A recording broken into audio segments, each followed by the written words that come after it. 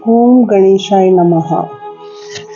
ओम श्री महाकाल शिवाय नमः। भक्तों, आज हम सुनेंगे उज्जैनी नगरी, बहुत ही सुंदर अद्भुत मेरे महादेव जी की नगरी। उज्जैनी नगरी के 84 महादेव की यात्रा हम भक्तों कर रहे हैं और 84 महादेव की यात्रा में आज हम सुनेंगे 8वें महादेव कपालेश्वर महादेव की कथा। बहुत ही अद्भुत महिमा है इस लिंगम की। भगवान शिव स्वयं सुना रहे हैं ये कथा माता पार्वती को। भगवान कहते हैं कि देवी, इस शिवलिंग के केवल दर्शन मात्र से ब्रह्म हत्या जैसे महापाप का नाश होता है। ऐसा अद्भुत लिंगम है ये, जिसकी कथा मैं कहता हूँ, देवी ध्यान पूर्वक सुनिए। कहते हैं कि पूर्व में बहुत पहले वैवस्त कल्प के त्रेता युग की ये कथा है भक्तों। त्रेता युग में जो है महाकाल वन में भगवान ब्रह्मा जी एक यज्ञ का आयोजन उन्होंने किया। अब यज्ञ में जो है वो व्रती ब्राह्मण बैठे हैं और हवन कर रहे हैं। व्रती ब्राह्मण होते हैं भक्तों, जो ब्राह्मण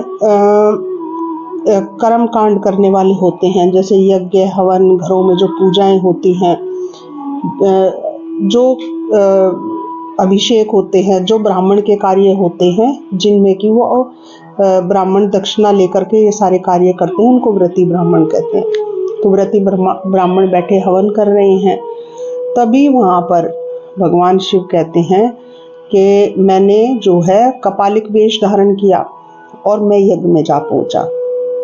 अब भगवान ने जीर्ण वस्त्र पहने हैं। जीर्ण यानी कि फटे पुराने वस्त्र जो है वो भगवान ने, मैले वस्त्र वो धारण किए हुए हैं भगवान ने। और कैसा वेश भगवान ने धारण किया? भगवान ने मुंडों की माला धारण कर रखी थी, चिता की भस्म अपने पूरे शरीर पर लगा रखी थी। बड़ा ही विकृत सा रूप जो है भगवान ने लिया और गले में कपालों की यानी कि खोपड़ी को जो है उनकी माला धारण कर रखी थी और हाथ में एक कपाल पकड़ रखा था, धारण कर किया था भगवान ने। और ऐसा स्वरूप को जब ब्राह्मणों ने देखा तो उन्होंने उनकी बड़ी निंदा की, बहुत बुरा भला कहा। उनको नहीं पता कि ये भगवान है। वो सोच रहे हैं कि ऐसा ही कोई ऐसे विकृत से वेश में कोई साधारण सा कोई मनुष्य है, बाबा है। तो तिरस्कार करने लगे, भाग जाओ, पास मत आओ, खड़े मत हो, और गाली देने लगे, तिरस्कार करने लगे। इस तरह से अपशब्द जो है वो कहने लगे। वो कहते हैं कि एक कपाली के होते हुए यज्ञ हवन कैसे हो सकता है, इसलिए तुम वेदी से दूर हट जाओ, भाग जाओ, तुम्हारे शरीर पर अस्थियां लटकी हुई हैं, भाग जाओ यहाँ से, ऐसी पुकार करने लगे। तभी भगवान शिव ने जो है कहा कि हे ब्राह्मणों, आप पूज्य हैं। देखिए, ब्राह्मणों को नहीं पता है कि वो भगवान शिव हैं।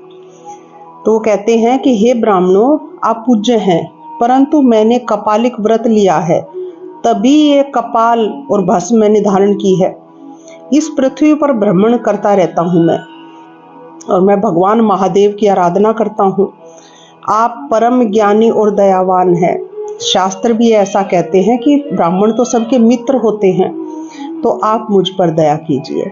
और मैंने जो है ब्रह्म हत्या के पाप के नाश के लिए 12 वर्ष का जो है व्रत लिया है, इसलिए मैंने कपाल वेश धारण किया है। तो ऐसे वो कहते हैं।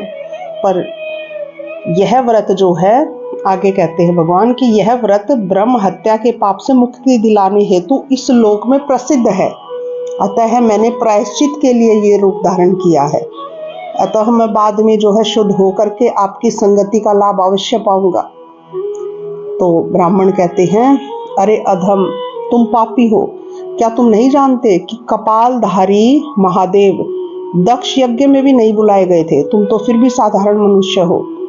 जब स्वयं भगवान महादेव ने जब कपाल धारण कर रखा था, ऐसा वेश ले रखा था, तो उनको भी दक्ष ने यज्ञ में नहीं बुलाया था।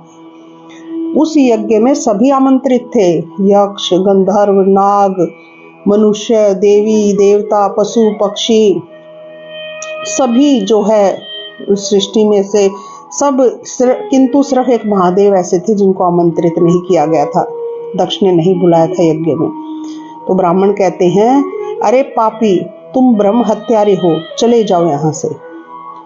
तब जो है भगवान शिव ने कहा, ठीक है, परंतु मुझे भूख लगी है, मैं थोड़ा भोजन कर लूं।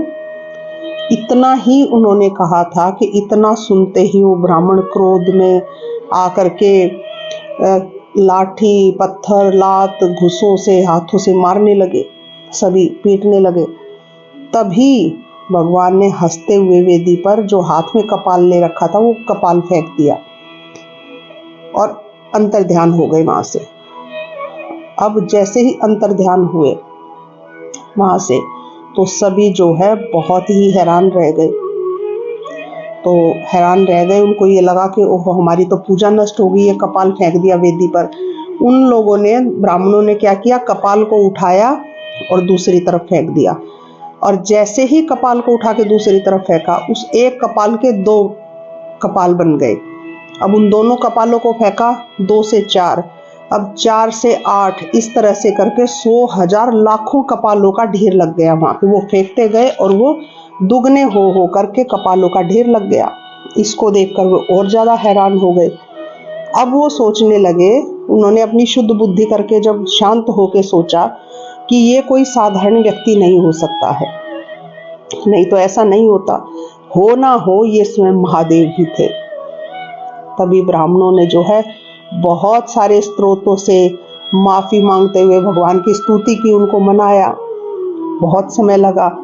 फिर ब्राह्मणों ने जो है शत्र रुद्रीय मंत्र द्वारा हवन किया, होम किया। हवन मंत्र, शत्र रुद्रीय मंत्रों से आहुति डाली, हवन किया और भगवान शिव को, मेरे महादेव को प्रसन्न किया। भगवान को जो है उन पर दया आ गई और भगवान कहते हैं कि मैंने दया करके तुम्हें दर्शन दिया है, तुम क्या चाहते हो वर मांगो, मैं प्रसन्न हूँ। तब वे ब्राह्मण जो है सब हाथ जोड़कर माफी मांगने लगे और कहने लगे कि हे देव, हमने अज्ञानतावश जो है आप पर आघात किया, हम मूर्ख हैं, हमने आपको नहीं पहचाना, हमें जो है ब्रह्म हत्या का दोष लग गया है। आप तो दयालु हैं, कृपा करके, क्योंकि हमने आप पर आघात किया इसलिए ब्रह्म हत्या का दोष हमें लग गया है, तो आप कृपा करके इस ब्रह्म हत्या के दोष के, इस पाप से कैसे हमें मुक्ति मिले, ये आप बताइए, यही वर बस हम आपसे मांगते हैं। ऐसा ब्राह्मण कहते हैं। तब भगवान शिव ने कहा कि जहां कपालों का ढेर लगा है वहीं पर तुम जाओ, महाकाल वन में जहां पर कपालों का ढेर लगा है वहीं पर ही एक शिवलिंग है, उस लिंगम की तुम पूजा करो। ब्रह्म हत्या नाशक वो लिंगम है, उसके दर्शन मात्र से ब्रह्म हत्या का पाप जो है वो नष्ट हो जाता है। मैंने भी जब भैरव रूप धारण करके ब्रह्मा के 5वें सिर को का छेदन किया था, तो उस भैरव स्वरूप को ब्रह्म हत्या का दोष लग गया था। तब मैंने उस दोष से मुक्ति पाने हेतु भैरव रूप में मैंने उस शिवलिंग का दर्शन किया और इस दोष से मुझे छुटकारा, भैरव को यानी कि छुटकारा मिल गया था। इसलिए इस शिवलिंग का नाम जो है, ये शिवलिंग का जो है बहुत बड़ा महात्म है और ये जो है ब्रह्म हत्या के पाप से जो है सिर्फ इन शिवलिंग के दर्शन मात्र से ब्रह्म हत्या का पाप नष्ट हो जाता है। तो तुम भी जो है जाकर के दर्शन करो और लाभ प्राप्त करो। तभी सारे ब्राह्मण जो है भगवान शिव को नमस्कार करके उनके चरणों में सिर झुकाते हुए जो है चले जाते हैं और जाकर के निष्पाप होने के लिए उस शिवलिंग के दर्शन करते हैं और लाभ प्राप्त करते हैं। पाप मुक्त होकर सभी ब्राह्मण जो है वो धन्य हुए। तो अब भगवान शिव कह रहे हैं, देवी तभी से जो है उन ब्राह्मणों के सारे पाप नष्ट हो गए और तभी से उस लिंगम का नाम कपालेश्वर महादेव हो गया।